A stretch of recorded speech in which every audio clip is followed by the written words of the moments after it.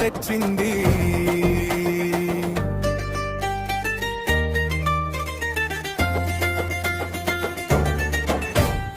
ఉగాది వచ్చింది, ఉత్సాహం తెచ్చింది.